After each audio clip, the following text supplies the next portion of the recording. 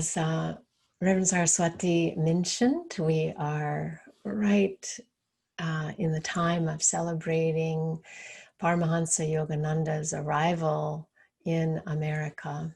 In fact, the day, September 19th, we will celebrate with a special program with Swamiji and me and some of our leaders next Saturday, September 19th, which marks the very day in 1920 where he stepped on to American soil to bring the teachings of Kriya Yoga for generations to come. And as he predicted, yoga has spread far and wide, of course, not just in this country, but around the world, and awakened countless souls to their true nature. That's its purpose, of course. Revolutionized how we understand religion and spirituality, and provided access to India's ancient wisdom for how to live in harmony with the infinite, how to live a life of higher purpose, how to know what that purpose is, live it, and experience true prosperity, happiness, and freedom in this lifetime.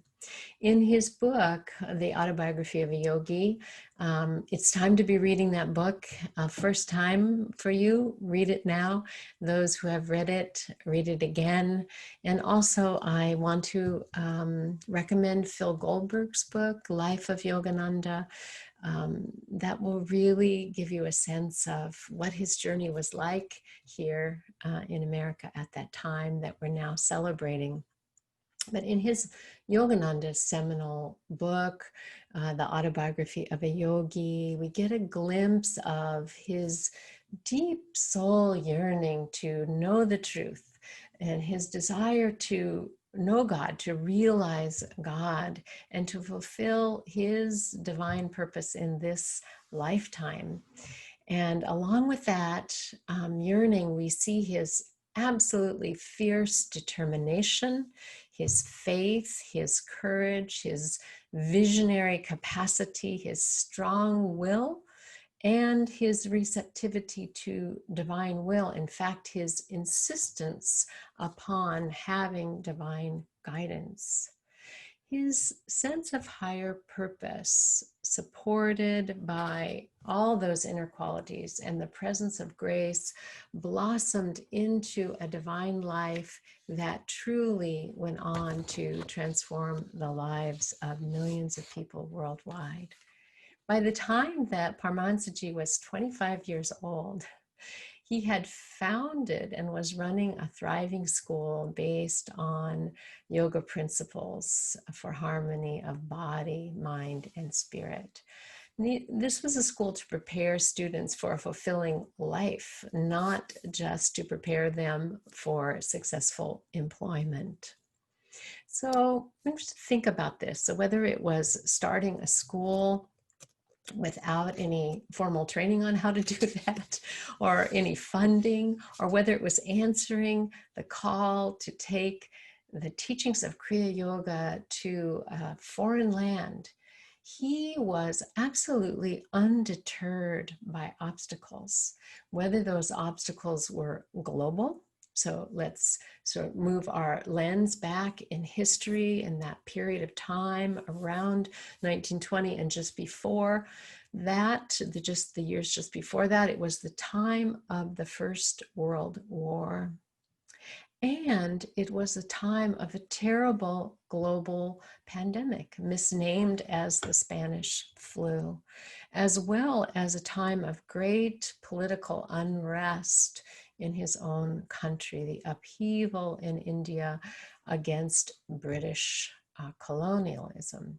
So there you have the global scene that Yogananda was in, and I am sure that much of it feels familiar, certainly does to me.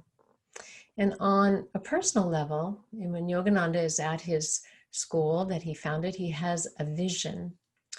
And that vision reveals to him his journey in America, his time in America.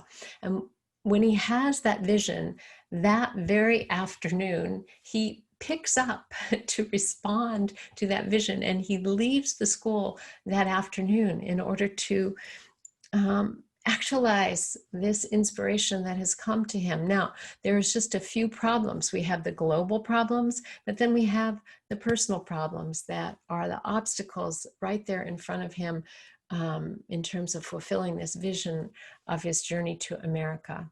First, he's never been to America, and he doesn't speak English very well either. He doesn't know anyone in America. Passports had been severely restricted due to the war and the pandemic, and they were very hard to come by. He doesn't have any money for such a journey, neither to get him there nor to sustain him once he's there. He doesn't know how he'll get there or where to go once he does. So, in short, Paramahansaji has no plan. He said himself later, reflecting on this time, he said, "I was starting out for America like the fellow who polished his whip, even though he had no horse to ride." So he had no plan. He had no apparent provisions, but he did have a purpose. No plan, no provisions, but he did have a purpose. Yogananda's beloved guru, Sri Yukteswar, blessed his journey to America with the words, "All doors are open for you."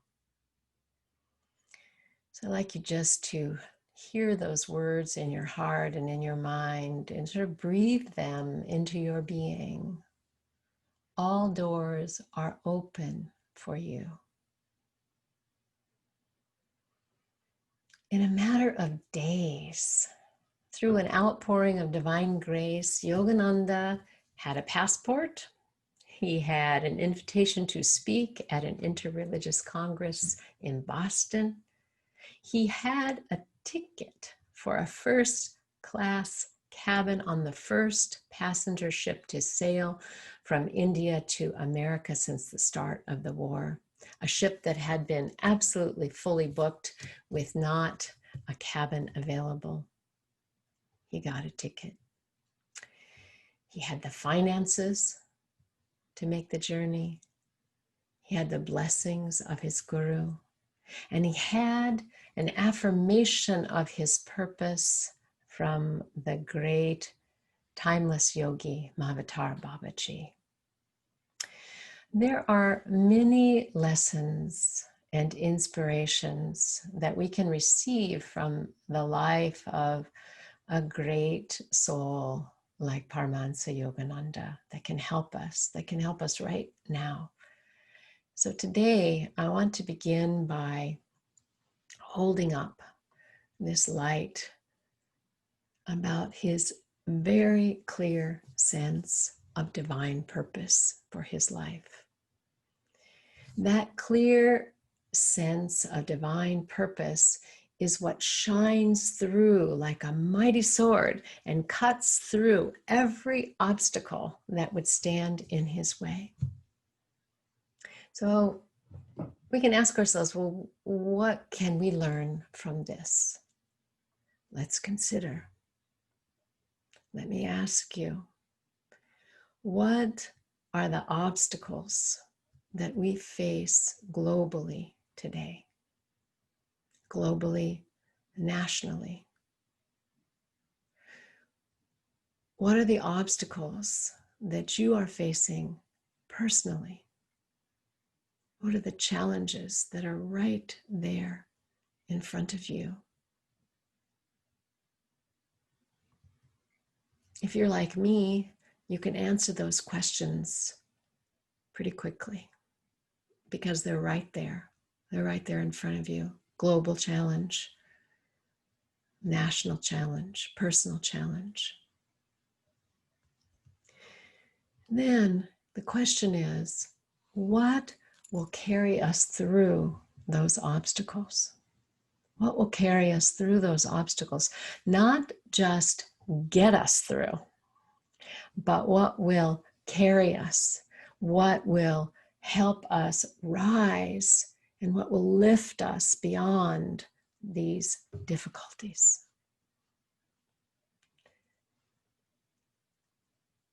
Our sense of higher purpose and our commitment to it. That's what will do it. Our sense of higher purpose and our commitment to it, just like what we have seen in the life of Paramahansa Yogananda. Vedic teachings refer to this as our Dharma, that we are here to awaken to the truth of what we are as spiritual beings, and then to live out our higher purpose in this lifetime. We are not here just to survive, just to get by or get through. When we know what our higher purpose is and live with a clear intention to express that higher purpose, not someday, not like when we get through this, then I'm going to live my higher purpose, but every day starting now, then we are cooperating with the universe, with life itself. And when we do that, all doors open. I've seen it time and time again. During this time of profound stress, of grief and loss, there is understandably a tendency to drift from our sense of purpose. And sometimes it seems like just getting through the day is enough. And sometimes, of course, that's true. But ultimately, that won't sustain us. The beautiful quote from the Hebrew Bible, "Without vision, the people perish." Without vision, the people perish. We can turn that around and know with vision, with higher purpose, we rise. Lately, I have met with many people safely online who are wondering what their next step should be. They feel prompted to make a life change, a move of some sort. So I invite them, I ask them to ask themselves, what will it serve? How will it serve? How will this change that I'm contemplating serve my purpose in life?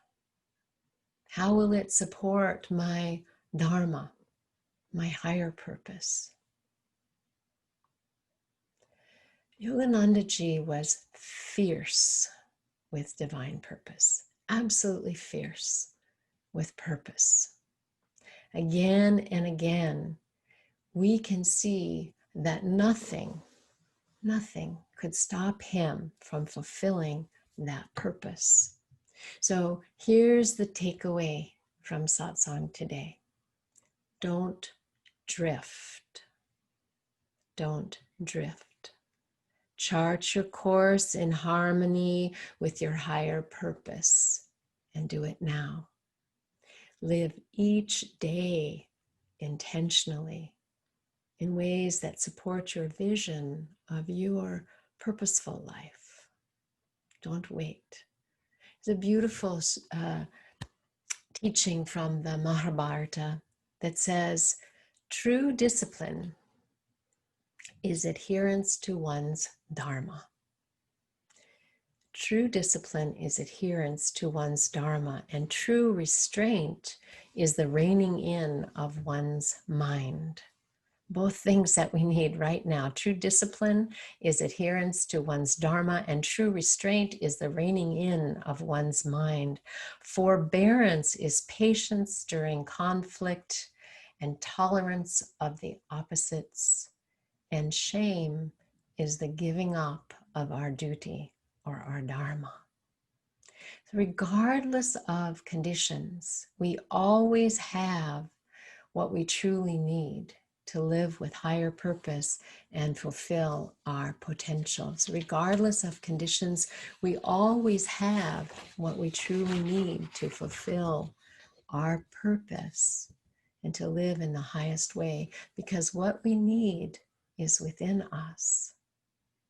Paramahansa Yogananda wrote, when we begin to understand the total being that is a person, we realize that he or she is no simple physical organism.